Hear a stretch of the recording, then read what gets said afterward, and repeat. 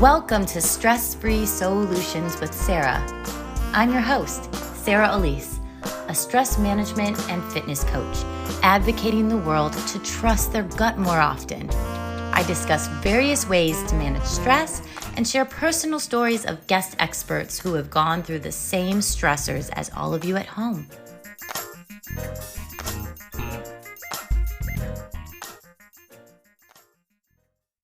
Hey there, super moms of the universe.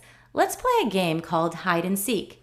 No, not with your kids or that mysteriously vanishing left sock. It's time to seek out you in the everyday hide and seek of life. Introducing Mastering the Soul System, a 12-week journey to reclaim your time and energy. This course is your gateway to finding balance, energy, and joy in every aspect of your bustling life. Picture this, 12 weeks where the words mom and mayhem don't always go together. Rediscover yourself with every breath in our Soulful Mind Weeks. Sing out loud in the shower or car, off-key is absolutely fine, and dance during our Soulful Body sessions, and embrace the quiet whispers of your heart in our Soulful Spirit adventures. It's about time your spirit got a front row seat, don't you think? Join us on this journey. Embrace the harmony between being a dedicated mom and your personal aspirations. Mastering the soul system, because darling, in the noise, find your silence. And maybe, just maybe, a bit of that elusive thing called me time. You deserve to thrive, not just survive. So come on, slide into our world at www.livewellenhanceyou.com/soul system. Your journey back to you starts now. Simon Severino has created over $2 billion in additional sales for his clients over the last 21 years. As an advisor who became CEO, he had to learn the importance of working on the business more than in it. Now he shares his proven templates with high-ticket entrepreneurs. They reclaim 14 hours per week using the strategy sprints method and enjoy sales that soar. Author of Strategy Sprints, podcast host ranking top 2.5%, TEDx speaker, Forbes contributor, triathlete, Simon has appeared on over 1,300 podcasts. When he is not supercharging sales, you'll find him swimming, biking, running, and tricking his 3 kids into outdoor activities so they can't escape his annoying, shrinky questions. I'm so excited to chat with you today. First off, how's your morning been going? Thank you. It was a great day. I was able to help people across the globe. I played with my kids. I have 3 kids.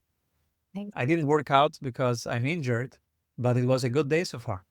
Oh, man. What are you going through with your injury right now? You know, it's hard when you... We were swimming and there was something on the water that did cut through my feet, so I had a few days of no workout. Well, I hope it's a speedy recovery and that it won't keep you away from swimming too much. So I wanted to chat with you a bit about burnout. I know a little bit about your story. You hit a wall doing everything yourself, sales calls, delivery, marketing, administration work. What was the exact moment you knew something had to change for you? There were, I think, 5 or 6 occurrences where I felt totally overwhelmed. I was like, oh my God, I need like 3 days off. And since you can't just take 3 days off when you are on a roll, because that's usually when you have committed to work, I started doing a quick mind map on what's on my desk right now. So this project, that client, this project, that client. And then I said, okay, what if I cut it in half? And what if I cut it in half again? And it felt liberating as an exercise.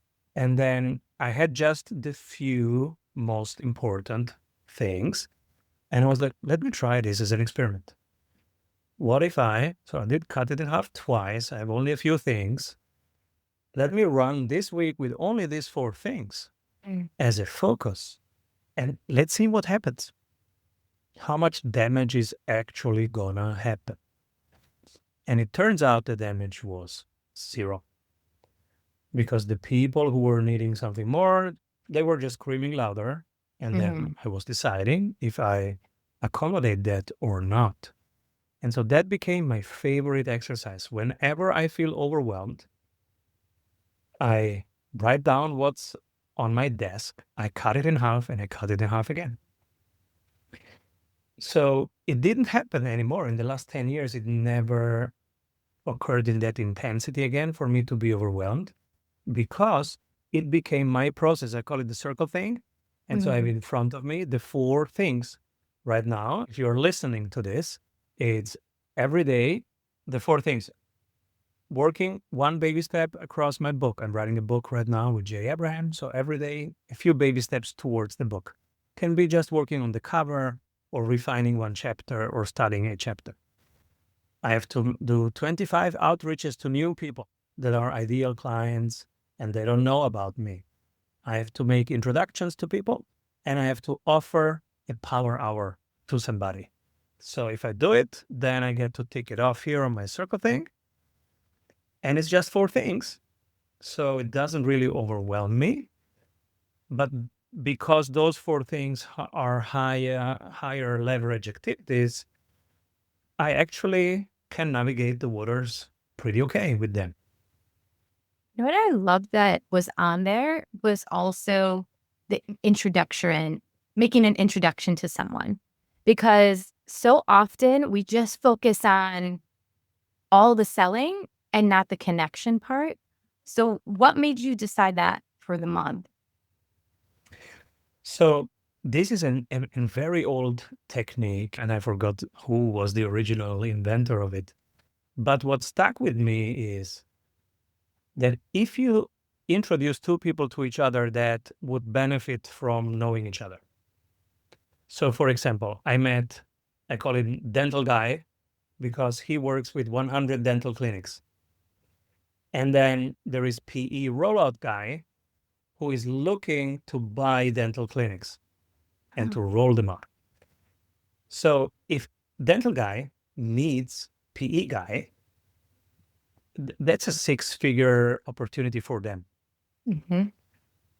And if I can introduce them, that might be amazing for them. But it's not just that. It's also, they might remember the person who introduced them. And what usually happens is people are reciprocal. So I usually get a few days later an introduction from them to somebody because I'm just top of mind for them. So, oh, Simon made this introduction. Let me introduce Simon. Yeah, totally. That's what happens. So now if you do 1 per day, like I'm doing, you're doing 365 introductions a year.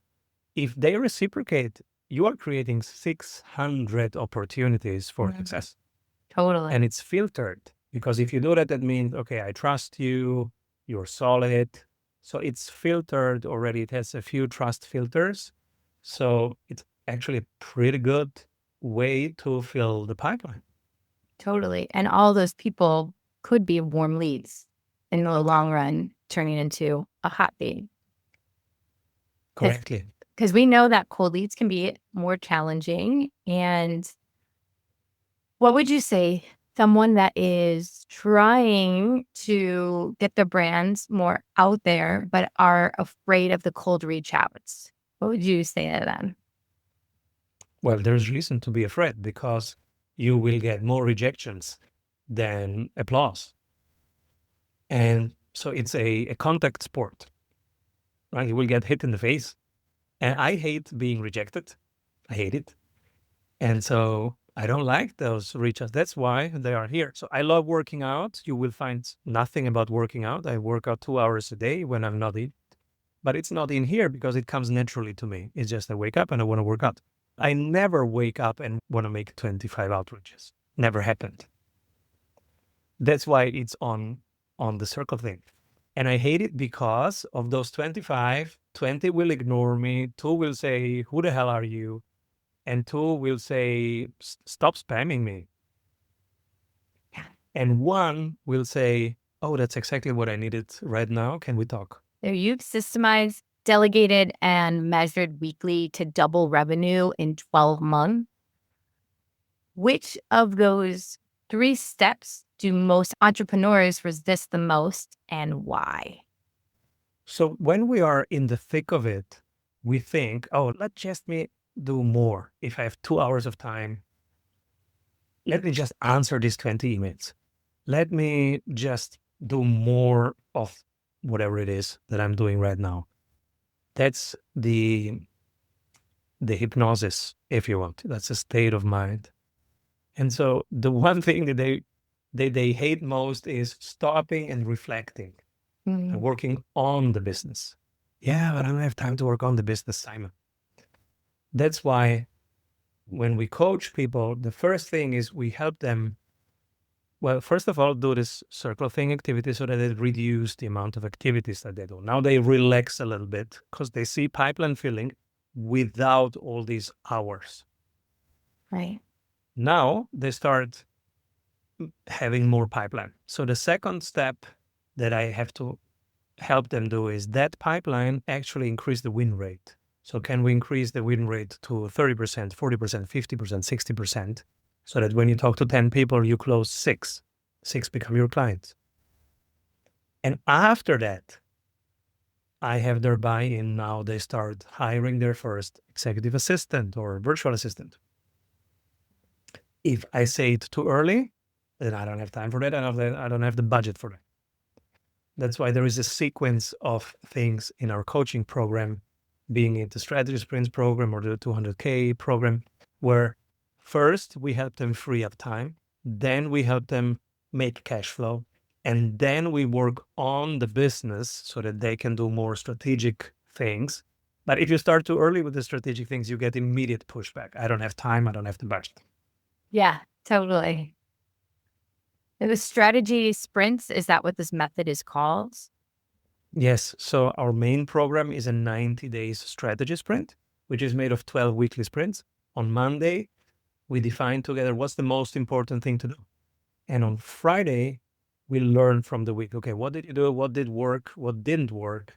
And whatever worked, we build upon that. Okay, let's do more of this. In 12 weeks, you have 12 times the chance to find stuff that works for you. And whenever we found it, we build on that. It's really cool. Too many entrepreneurs become prisoners of their own creation. They create all these systems and then they don't understand any of them, or they're all overwhelmed because they have to make sure that they're following this pipeline and then checking on social media. What's one early warning sign that a business is about to start running the founder instead of the other way around? Yeah. So it's most of the times, right? We start something because we want freedom, but then actually it's running us, right? And we end up thinking about it all the time. And so we all are creating this golden cage all the time, all the time. Now, how do we get out of that? We do the circle thing, so we minimize the task. We increase the win rates. Now we have the budget to delegate to a first assistant and then maybe more colleagues. So we start hiring. And then the third thing is to make time in the calendar to work on the business, not just in the business. So for example, I have scheduled an hour a day where I walk, and I call this CEO thinking time. And there's nothing on it. It's just blocked as CEO thinking time, but I know I have to get out for 60 minutes and walk in nature. And I usually pick one question to ponder. And it can be, what's the current bottleneck in my business? Or what's one thing that could make it wow for my clients? Or what would make my clients bring all their friends if I did that? So one question, and I walk for 60 minutes with this question in mind. I'm not holding it particularly tight. I just walk in nature with this question. And whenever I come back, even if I didn't have the solution, it was usually well invested time. And if I didn't solve it, then tomorrow I will walk again with it. But what happens is that you start to priming your brain to that question. And so when I go to sleep, I forgot about it. But the next morning, I wake up and sometimes a little bit earlier, and I have already the solution. Mm. If someone listening could only change one habit this week to grow faster while working less, what would you recommend? I would start with several things. So you can download it at strategysprints.com. It's called the Strategic Action Calendar. Mm. And really, it helps you write down your 4 few things that you commit to do every day. And I think that's enough for you to see what's important and what isn't. Because you have small fish stuff and you have big fish stuff. And now, if you select 4 big fish stuff, you relax automatically. As soon as you do a few days of that, you feel proud of yourself. You feel that you have accomplished something, that you have actually moved the needle forward versus I just answered a ton of emails and social media posts, but I feel empty. Yeah.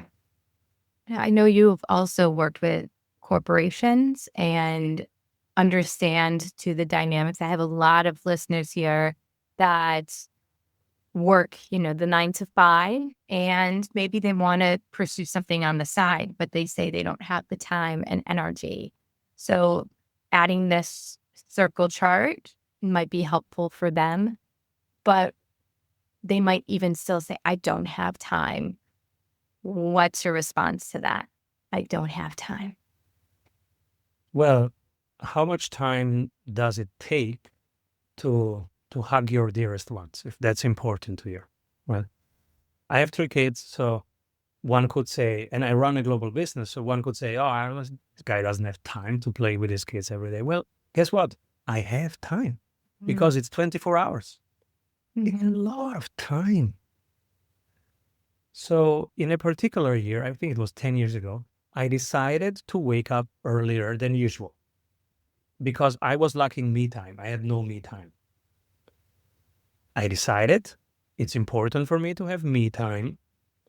If I can't have that from 8 to 8, well, then I will make it at 6 a.m. Yeah. That 6 a.m. became 5 a.m. Now it's normal for me, 5 a.m. every day, even the weekend, because now it's normal for me. But it was on my circle thing. I said, I will wake up at 6 a.m. And then I said, I will meditate at 5 a.m. So I put it in here. I committed to it. And now for the body, it's the most natural thing. 5 a.m. I wake up without any alarm. 5 a.m. my body is ready. And because I decided that I want me time and I deserve me time. And then I looked for the day. Okay, if I'm not willing to cut it out in the middle of the day, well, there is still before the day and after the day. So you can cut it before and you will be surprised how much time there is before other people wake up. It's magical. And then, if you look at high performers, they all wake up very early. Dalai Lama wakes up very early, does his stuff. Sadhguru wakes up very early. All the big CEOs wake up around 4:35, because that's the magical time when they can think things through or just, work out, read a book, meditate, whatever feeds your soul, right? You can do it in that golden hour. And then there is also another option if you are more of a night owl. What actually happens at 8 p.m., 9 p.m., 10 p.m. in your life? Are you really every evening going coolest club in Ibiza? Or is it Netflix? If it's Netflix, maybe it's more exciting to build your own business, to build an app, to write a book. Maybe that's actually more soul nourishing than Netflix. Now, you are writing a book, and you've written one before. What energy, or I should say, what kind of system do you use to help you achieve the finished project? product? So first thing, I hate writing books. I wrote one. It almost burned me out because I'm not a writer. I can't even speak English, barely. I speak Italo English, and so my writing is terrible. And I'm not a writer. I'm more of a speaker. And it was terrible. So the first book, I had a full team helping me. I was basically talking the book and they were writing it. And then there was editors and publishers, and it was a team sport. It still almost burned me out. And I said, I will never write a second book. And then a publisher said, but Simon, it's out in English, in Chinese, in Russian. It's crushing it. Let's do the next book. And I said, I will never do a second book. I hate it. That was 3 years ago. And this year, and so I thought, okay, I'm done with books. It will never happen again. And then something happened. I met this guy, Jay Abraham. We planned to do a program together. And while we were doing this program, the energy raised, and I felt like I want to do a book with this guy. And I said, Jay, let's do a book. So when the energy is here, I went with that energy. And the next thing, because otherwise it's easy to lose the energy, but that was the moment for me that felt right to do it together with him. And then because I get energy back from brainstorming together, getting feedback during the writing process, it sucks less for me. And so the next thing was putting it on the circle thing so that I actually keep going. And if you look at it, it has the biggest interruptions is in book because I hate it. So the other things, they have a streak because it's easy for me. But this one has huge interruption of 7 days, 8 days where I'm not on track because it takes so much intensity for me and I cannot always hold that intensity. But that's why it's on your circle thing. Because if it's important, you have to go back there and I have to face my dragons every day a little bit. And I come back to face them. I think it's so important, though, to recognize, too, like, this is my strong area. This is going to take me maybe a little bit longer this month, but it's okay. How do you get out of that perfectionist mindset? I have never had that. I go with the flow. I break stuff. I feel like an idiot every single day because I do stupid things. And I don't look at it as, I know that I'm an idiot. I'm an idiot. Everybody's an idiot. And so what's the problem, right? But it's more fun if you explore than, if I don't want to be right, I'm never right. Imagine if you go through life and you want to be right. I have 3 kids. Come on. If I try to be right all the time, well, so I don't even try. I say, you are right, and I move on. I'm exploring things. I try out things, and I'm wrong all the time, 15 times per day. 2 times, I find something. And the next day, I build on what I found.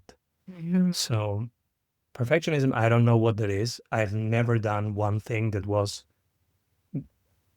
perfect, nor even good when I did it the first time. We're always idiots when we do it for the first time. It's fine. True. Everybody is. If you learn something, first time is crap. It's okay. I'm exploring. I'm learning. Okay, Simon, we've covered some big ideas already, but now it's time to shake things up. I've got lightning round questions for you. They're short, snappy. I just want to get them right out. And it's literally just quick. Don't need to overthink. Systems you can't live without. Circle thing, calendar, email drip campaigns, my executive assistant getting me on podcasts like this one. I couldn't live without those. Morning ritual that sets you up for success. 5 a.m., go out and run or hot Pilates. One business book you actually think is worth reading cover to cover. There's a few one. Let's see. I have here Business Wealth Without Risk by Roland Fraser and Jay Abraham. It's a good book. Breakthrough Advertising by Eugene Schwartz. Very expensive, but very good. And Launch by Jeff Walker. Nice. Favorite way to spend a free Friday when you're not working? Bike, swim, run, sing, dance. You sing and dance. That's cool. Whenever I can. I love that. All musical theater performers. I love hearing people go out and sing because when we use our voices, it makes us happier. And it also, dancing obviously gives us endorphins. So I just love to hear that, especially men out there, dance more, sing more. Yes, my kids, they sing all the time. I And people love go, oh, you have happy kids. I say, why? Are your kids not singing? So kids sing all the time. Yeah. Let's reconnect to that. If you had to cut one task from your week forever, what would it be? If I had? If you had to cut one task from your week forever, what would it be? Bookkeeping. Most Like it. surprising lesson you've learned from your clients? Oof, every day I learn something new. And, I meet my clients every week. And one learning is when you meet your client the next week, it's not the same person. Do not assume that it's the same person with the same questions. So that's maybe a big learning for me to come into every moment. Even if I see you right now and if I meet you tomorrow again, I will not assume that you are the same person as yesterday, Sarah. I will ask you, hey, what happened? How are you? What's going on? Do not assume that it's the same person because we're not. We're dynamic. Life is changing. We're evolving. Totally. What's your go-to productivity snack or drink during a sprint? Water. I drink tons of water. If I want to go fancy, I drink coconut water, but usually it's just water. An entrepreneur you'd love to sit down with for an hour, and why? I love sitting down with Jay Abraham. I just sat down for an hour with him. Nice. I would love to sit down with one of his partners, Tony Robbins, because that guy is on it. He's so dialed in and he's crushing it. I would love to sit down with him or with Alex Hormozi. These are people on fire. So on fire right now. What song would be the soundtrack of your business journey? Immigrant Song by Led Zeppelin. Ooh, nice. And then one word that captures your mission right now. My mission right now is to have fun. We all need to have more fun. And I love that you say we should be working on our business, not in it. Because when we're working on it, I feel there's like a lot more creative energy. How do you keep that spark alive? It keeps me alive. So I wake up, I have 3 kids, so they keep me going. They keep me sharp. They're like 3 real-time feedback mirrors. If I just do one thing wrong, they immediately see it. They shout it out with no filter. Kids are so great because of that. They really reveal a lot. And you can also, they're real-time feedback. Do you have all girls, a mix of boys and girls, all boys? So it's a girl and 2 boys. Okay. And that was special. So after 2 boys, you got a girl. And that changed me as a man. But the first boy changed me because I had no idea what is a father. Yeah. What is this thing? How to do it? No clue. And so the first boy, Federico, he taught me what a father is. He just told me what he needs. Yeah. And then second boy taught me how to be in the moment, how to be less overwhelmed, how to relax a little bit, because you can't make 2 people happy all the time. And so I had to surrender to, okay, what's a good enough father and how to stay present under pressure and under an impossible situation of having everybody happy. Not possible. So he taught me that, how to be okay with it's not okay. And then when our daughter came, she opened up a completely different thing. She taught me what is the divine female energy inside of me, right? And what is the female quality. And that brought another chord of my guitar to swing that wasn't swinging yet. I love hearing that, especially as a new parent. I still feel there's so much for me to learn. and hearing your journey and how it's changed, but almost elevated, right? There are new things you discovered with each kiddo. It's really cool. What's something that you love to do with them? They sing all the time, so they remind me to just be happy right now because everything is fine. Without them, I'm overthinking and I'm in my head and I'm thinking of my to-do list. I have to do this, I have to do that, I have to call that person back. I have to pick this up from there. And so I'm in my head. But they are in their heart and in the moment. So that's something that I love doing, just being around them, because they remind me, they bring me back to the moment.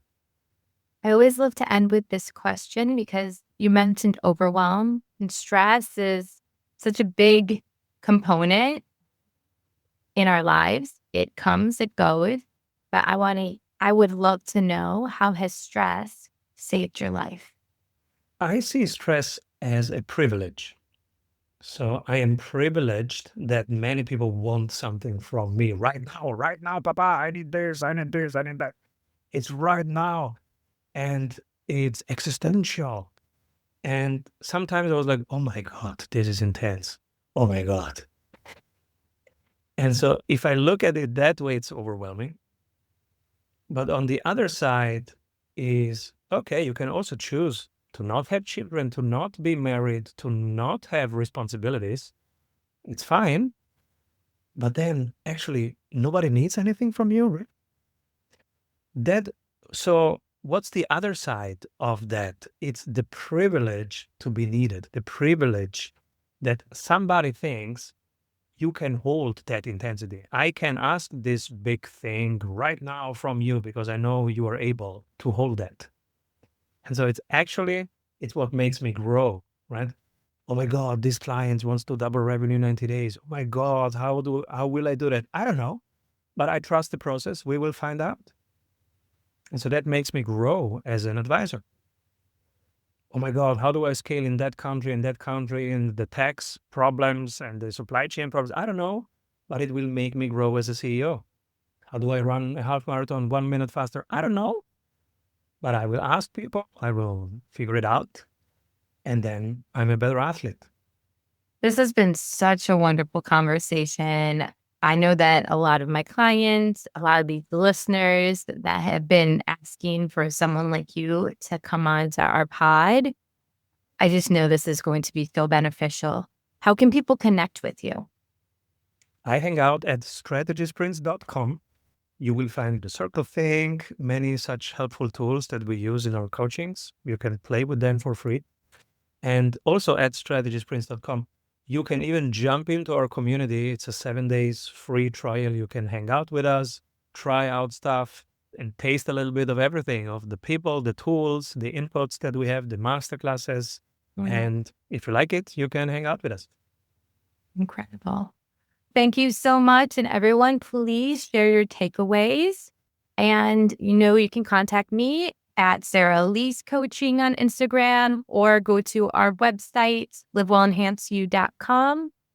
Otherwise, I will remind y'all to speak well and be kind to yourself on this self-love journey.